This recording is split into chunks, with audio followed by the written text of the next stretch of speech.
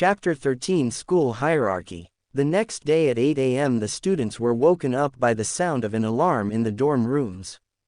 It was the signal for everyone to wake up and get dressed. Once everyone was ready, they were to head down to the canteen together for breakfast.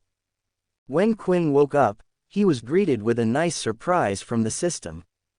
You have completed your daily quest. Avoid direct sunlight for 8 hours. Reward 5 XP, 75 out of 100. The daily quest had reset at midnight and Quinn had slept for 8 hours, rewarding him with his express. Quinn was pleased as this meant he would easily be able to gain 5 express without having to go out of his way. Then a rumbling sound came from his belly. I'm hungrier than I usually am for some reason. Maybe my body really did use up a lot of energy in that fight. Quinn thought as he headed down to the canteen. The canteen was a large hall, but it was quite plain. In fact, while walking around the school, Quinn noticed most of the school was plain. Single white walls, no picture frames, or anything, just windows now and again. It was the sleek, modern, clean look that the world had taken. The canteen was then filled with large tables that were able to seat 3 people on each side of the table. As soon as Quinn entered, though, he noticed something straight away. There were no set seats in the canteen, meaning students were free to sit where they liked. This straightaway led to a divide in the school. The low levels sat next to the low levels and the high levels sat with the high levels. When Quinn was waiting in line with Peter and Vorden, they noticed a student come late into the queue. He walked past most of the students and eventually cut into the line ahead of the others. Not one person said a word, and the simple reason was he was a higher power level than them. Quinn hated these types of actions, but right now there was nothing he could do.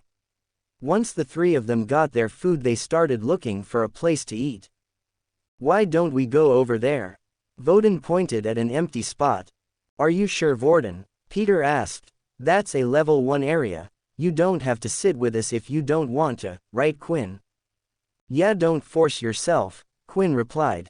Quit talking nonsense, you two. We're friends. I don't care about this stupid power level hierarchy going on. The 3 of them then went to sit down with the other lower levels on a table. The area slowly started to fill up, but not one other person had decided to sit on their table. There was a simple reason for this: they were scared of Vorden. They could see his high negative power level and the other low levels wanted to stay away. As soon as the food was put on the table, Quinn started to dig in straight away, eating everything that was given to him, even the bits he usually didn't like. Hey, if you're not going to finish that, do you mind if I take it? Quinn asked. Sure. Go ahead, Peter said. Quinn not only ate all of his food but also everything the other 2 had left behind as well. Not only that, but Quinn had grabbed 8 bottles of water as he wanted to finish his quest as soon as possible. He noticed last time when he was in the sun, he sweated more than usual, and thanks to the water he drank beforehand, he didn't feel as dehydrated. If they were to go outside again, then this would be a big help to Quinn. For a skinny guy, you sure did pack down all that food, Vorden said. Although Quinn had clearly eaten a lot, for some reason he still had a little bit of hunger that wouldn't quite go away. Luckily it was bearable and didn't distract him too much. A daily quest has been complete. Drink 2 liters of water. Reward 5 XP, 80 out of 100. Quinn was now only 20 points away from leveling up, and he would soon see what benefits that brought him. Then Quinn suddenly remembered that he had learned the inspect skill yesterday and decided to use it on Vorden. HP 10 out of 10. Race: human. Ability: none. Blood type: O negative. Quinn paused for a second as he read over what he was seeing. For some reason, the system was stating that Vorden had no ability. Hey, Vorden, can you still use Aaron's ice powers at the moment? Wow, I didn't know you were so interested in me, Vorden said as he rubbed the back of his head. Actually, my ability resets every day and I haven't touched anyone today. Besides you two, of course, but you two are duds for my ability. With breakfast over, it was time for them to head to class. On the way there in the middle of the hallway, Peter and Quinn managed to spot Kyle. Kyle looked like he was in top condition and had completely healed. As he walked past though, he made sure to avoid eye contact. "Do you think he'll tell the teacher what happened?" Peter whispered. "No, I doubt it. It's embarrassing for him to admit he was defeated by someone weaker than him, plus it will only make him a target if people find out." It was time for the first class of the day and they needed to head to their tutor rooms together. Their teacher for the day was Del, who was the same person who had shown them around the school.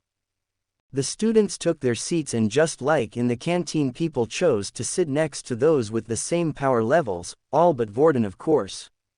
Vorden decided to sit at the back of the class with the level 1s and 2s and also chose to sit in between Peter and Quinn. Immediately the other students started to talk. "What does he think he's doing sitting with those bottom feeders? I saw he sat with them in the canteen as well. Won't this cause a problem for the hierarchy at school? Won't the second negative year students start to do something? Yeah, if he keeps breaking the rules, then they will defiantly step in." The difference in treatment wasn't just a school thing, it was a society thing as well. The higher power level you had, the better job and more pay you could earn. The more support you would get from the government while the rest were forgotten about. The ones at the top didn't have a problem with this, of course. The lower power levels would do anything they asked just to obtain a new skill from them, hoping one day they could increase their power level, and anyone who tried to upset this were quickly silenced. It was the whole reason why the Pure Group existed in the first place. To fight against this system, and it was also why they were treated like terrorists. Del started his lecture, which was about the introduction for the school in the Great War. When we were losing the Great War against the Daki race, that was when they had come forward. We call them the originals. This was the first time the whole world had been introduced to abilities. Unknown to all of us, they had kept these abilities for Themsa levels for hundreds of years, only passing it down to their family members. Thanks to them, they shared their abilities with others of the human race, but not all of them, of course. When we talk about an original, we are either talking about the founders of the ability or a group that decided to not share its abilities to the rest of the world. Del then suddenly had a serious look on his face. Although we are currently in a time of peace, who knows when the war will start again, and that is why you are here. Once the class had finished, it was time for the students to take a break. Vorden, Quinn, and Peter headed outside to grab a snack. As soon as Quinn stepped outside, though, the usual message had appeared. "All stats have been halvered." The three of them sat by a nearby bench and Quinn once again felt weak. "Hey, are you all right? You look sick again," Vorden asked, "and you're sweating like crazy." "Yeah, I just get hot easily," Quinn replied. The three of them continued to talk about useless things and the experiences they had at school, until suddenly a group of 6 male students appeared in front of them. Each of them wearing a black arm badge indicating that they were second negative year students.